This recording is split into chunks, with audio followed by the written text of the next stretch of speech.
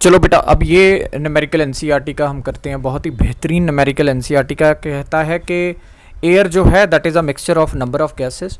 उसमें आगे मुझे कहता है कि मेजर कंपोनेंट्स जो हैं वो ऑक्सीजन और नाइट्रोजन है, जिसमें अप्रॉक्सीमेट प्रोपोर्शन दे रखी है कि 20% इज़ टू 79%। मतलब क्या हुआ कि 20% हमारी ऑक्सीजन है बेटा और 79% हमारा जो है वो नाइट्रोजन है, that is by volume at a given temperature of 298 kelvin. उसके बाद कहता है water is in equilibrium with air at a pressure of 10 atmosphere. तो टोटल प्रेशर यहाँ पे गिवन है मुझे एयर का in equilibrium with water that is equal to 10 atmosphere. उसके अगला लाइन कहता है कि इसी टेम्परेचर के ऊपर हेनरी लॉ कांस्टेंट जो है ऑक्सीजन और नाइट्रोजन के वो हैं 3.30 into 10⁻⁷ mm that is for oxygen and 6.51 into 10⁻⁷ mm in the case of nitrogen. और सवाल जो मेरे से पूछ रहा है वो कह रहा है कि कंपोजिशन ऑफ दीज गैसेज आप निकाल के दो मुझे। तो पहले तो ये मुझे क्लियर हो जाए कि इस न्यूमेरिकल में हमें क्या क्या गिवन है और हमने कैलकुलेट क्या क्या करना है बेटा। पहले तो ये जो वॉल्यूम दे रखी है परसेंटेज बाय वॉल्यूम और टोटल प्रेशर जो दे रखा है, तो यहाँ पे बेटा हम पहले तो लिख दें कि पी टोटल कितना है हमारा। पी टोटल कितना है हमारा यहाँ पे जो गिवन है दैट इज 10 एटमॉस्फेयर। ठीक है बच्चा।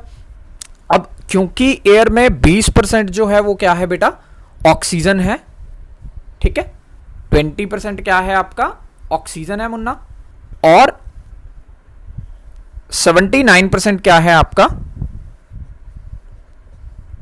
नाइट्रोजन है। ठीक है।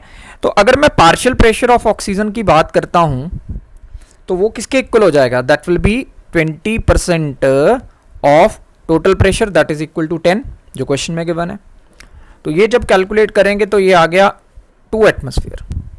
अब जो ध्यान देने वाली बात है इस न्यूमेरिकल में वो क्या है बेटे, अगर आप गौर करो तो यहाँ पे प्रेशर के जो यूनिट्स हैं वो एटमॉस्फेयर है, लेकिन जो हेनरी लॉ कांस्टेंट दिए हैं वो mm में दिए हैं, that is mm of hg है ना।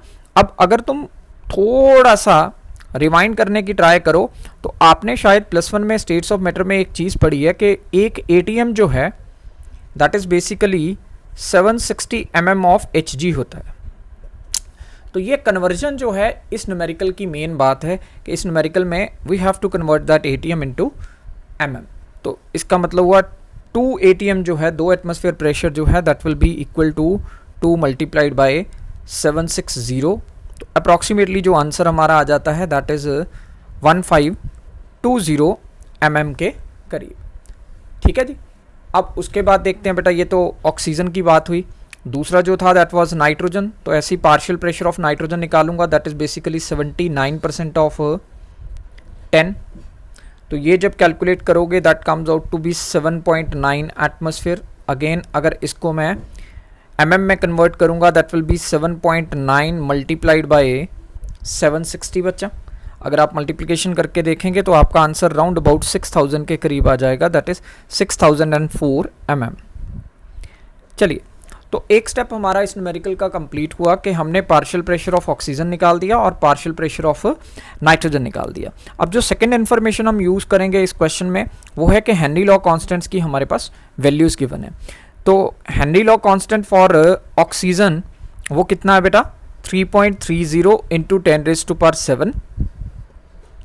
और अगर यही बात करूँ मैं Henry law constant for nitrogen, उसकी वैल्यू न्यूमेरिकल में कितनी गिवन है, दैट इज 6.51 इंटू 10⁻⁷ mm। सही है बेटा। अब बात यहाँ पे ये आती है कि मेरे को क्या ज़रूरत पड़ गई ये हेनरी लॉ कांस्टेंट और प्रेशर का रिलेशन निकालने की। बेटा आपको याद होगा कि हमने हेनरी लॉ पढ़ा है, याद है कि नहीं बेटा। अब हेनरी लॉ हमारे पास क्या डिफाइन करता था, हेनरी लॉ कहता था कि प्रेशर ऑफ एनीथिंग है ना, pressure of the dissolved gas that is basically directly proportional to the mole fraction. तो अगर वो डायरेक्टली प्रोपोर्शनल का साइन हम हटा दें तो वो हम हेनरी कांस्टेंट लिख देते थे बेटे। ये हमारे पास हेनरी लॉ की डेफिनेशन आ जाती थी। अब यहाँ पे दो चीज़ें हैं, एक कौन है हमारा ऑक्सीजन, तो आई कैन राइट के partial pressure of oxygen that will be equal to Henry's law constant for oxygen multiplied by mole fraction of oxygen.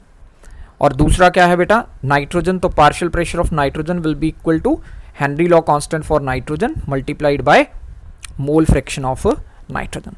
अब आपके मन में विचार आ रहा है कि यार इसने हेनरी लॉ कांस्टेंट क्यों यूज़ किया, ये फॉर्मूला हेनरी लॉ क्यों यूज़ किया इसमें। तो बेटा उसके लिए आप थोड़ा सा इस न्यूमेरिकल के लास्ट लाइन के ऊपर ध्यान देंगे, कैलकुलेट द कंपोजिशन, माने टोटल कंपोजिशन निकालो इंडिविजुअल गैसेस की, है ना, एयर में इन गैसेस की क्या कंपोजिशन होगी वो निकालो। तो कंपोजिशन निकालने का वे क्या है कि अगर मुझे मोल फ्रैक्शन पता चल जाए इन गैसेस की तो मैं इजीली कंपोजिशन के इक्वल उसको पुट कर सकता हूँ। मतलब मेरा जो क्वेश्चन है यहाँ पे कि I have to find the mole fraction of oxygen as well as the mole fraction for nitrogen. तो आई होप के यहाँ से जब हम वैल्यूज पुट करनी शुरू करेंगे तो I can write that mole fraction of oxygen will be equal to partial pressure of oxygen divided by बेटा Henry law constant for oxygen. सही है जी। तो यहाँ पे आपने ऊपर मुझे कैलकुलेट करके दिया कि पार्शियल प्रेशर ऑफ ऑक्सीजन कितना है 1520 और हेनरी लॉ कांस्टेंट की वैल्यू कितनी लिखी थी बच्चा, that was equal to 3.3 into 10⁻⁷। तो मोल फ्रैक्शन ऑफ ऑक्सीजन यहाँ से हम कैलकुलेट कर सकते हैं। कमेंट सेक्शन में बताइए कि मोल फ्रैक्शन ऑक्सीजन की कितनी आई। सिमिलर वे में I can calculate the mole fraction for nitrogen also, that will be equal to partial pressure of nitrogen by Henry law constant for nitrogen. अब partial pressure of nitrogen भी आपने ऊपर calculate किया था, that was 6004 और question में मुझे Henry law constant nitrogen का given है, that is 6.51 into 10⁻⁷। तो write in the comment section about mole fraction of nitrogen as well as mole fraction of oxygen। तो उम्मीद है कि NCERT का ये न्यूमेरिकल जो है आपको समझ आ गया होगा बेटा। Thank you very much.